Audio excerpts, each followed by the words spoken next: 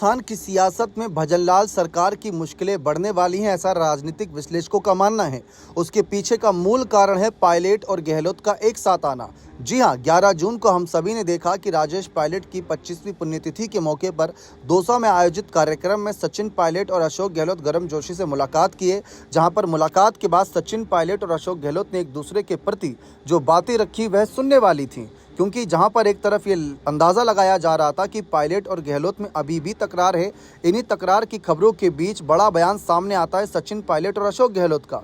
दोनों एक दूसरे के प्रति मीठी मीठी बातें रखते नजर आए, जहां पर पूर्व मुख्यमंत्री अशोक गहलोत साफ कहते नजर आए कि मैं और पायलट अलग कब थे, हम तो हमेशा से साथ हैं और दोनों में खूब मोहब्बत भी थी।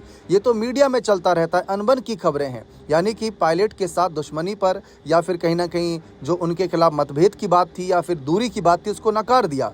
दूसरी तरफ सचिन पायलट ने भी यही बात आगे रखी, जहां पर वे कहते हैं कि अगर हमारे बीच मतभेद थे तो हम सब साथ बैठकर तय करते थे कि आगे कैसे बढ़ना है। 2023 में हमने चुनावों में काफ़ी अच्छा प्रदर्शन किया, मगर कांग्रेस के लिए चुनौतीपूर्ण समय है। हमें भाजपा से मुकाबला करने के लिए एकजुट होना होगा, आगे बढ़ने के लिए हमें साथ मिलकर काम करना होगा। व्यक्तियों का काम करने का तरीका अलग होता है, जो हुआ सो हुआ, रात गई बात गई। ये बात सचिन पायलट के द्वारा रखी गई। ऐसे में जिस तरीके से उन्होंने बात आगे रखी कि भाई कांग्रेस पार्टी ही है जो बीजेपी को रोक सकती है, पूरे अगर हम देश की बात करें या राजस्थान की बात करें उस नज़रिए से। साल 2023 में जो राजस्थान में विधानसभा चुनाव हुए थे, अंत में वे पूरे देश ने देखा था कि नतीजा इतना बेकार भी नहीं था, क्योंकि जहां एक तरफ भाजपा को 115 करीब सीटें मिली थी, वहीं कांग्रेस को 30 सीटों पर हार का सामना करना पड़ा। टोटल उनके पास 70 सीट थी, जो कि मुकाबला काफ़ी कड़ा माना गया था, क्योंकि 2013 में तो ये 21 सीटों पर सिमट गए थे, जबकि 2023 में हारे, लेकिन इतनी शर्मनाक हार नहीं हारे।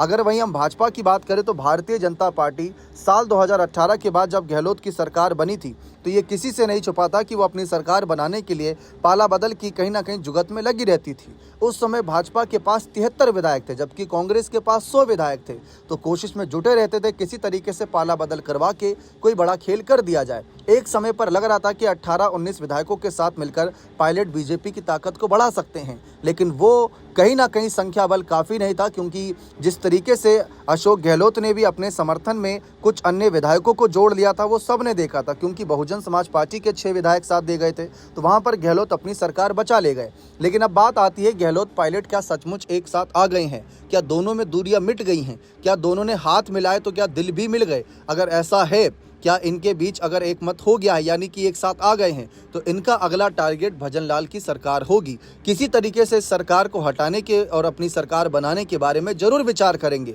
इस पर आत्ममंथन करेंगे कि कैसे सत्ता में आया जाए, क्योंकि सिर्फ बीजेपी ही मिशन लोटस नहीं चला सकती, बाकी पार्टियों भी कहीं ना कहीं अन्य तरीकों से अपनी सरकार बनाने की ओर देख सकते, जिसमें साम दाम दंड भेद की रणनीति हो सकती है। हम देखते आए हैं अन्य राज्यों में भी पाला बदल का खेल बड़ी ही शानदार तरीके से बीजेपी कहीं ना कहीं इसको अभी तक अंजाम देती आई थी। लेकिन क्या अब कांग्रेस की बारी है? एक तरफ माना जा रहा है कि सचिन पायलट ने उन सभी नेताओं का धन्यवाद जताया, क्योंकि जो राजेश पायलट जी की पुण्यतिथि पर जितने भी नेता एकत्रित हुए, वो राजनीतिक मंच नहीं था, वो एक भावभीनी श्रद्धांजलि का एक कहीं ना कहीं समारोह था, जहां पर पुण्यतिथि के मौके पर शामिल हुए। तो सचिन पायलट ने उस पर खुशी भी जताई थी। अगर ये सच है कि पायलट गहलोत ने हाथ के साथ साथ दिल भी मिला लिए हैं, इनके विचार मिल रहे हैं, तो कहीं ना कहीं भजनलाल सरकार को अब थोड़ा सा सावधान रहने की आवश्यकता है, क्योंकि अभी तक इन्हीं की गुटबाजी की वजह से, कहीं ना कहीं पायलट और गहलोत की गुटबाजी की वजह से बीजेपी को फायदा मिलता रहा। लेकिन अगर सचमुच गुटबाजी खत्म हो गई है, तो यहाँ पर फूक फूक कर कदम रखने होंगे, क्योंकि अब दोनों एक साथ मिलकर एक मुद्दे पर अगर आवाज उठाएंगे तो उसका असर भी ज़्यादा पड़ता नजर आएगा। बने रहें चैनल के साथ, बहुत बहुत शुक्रिया।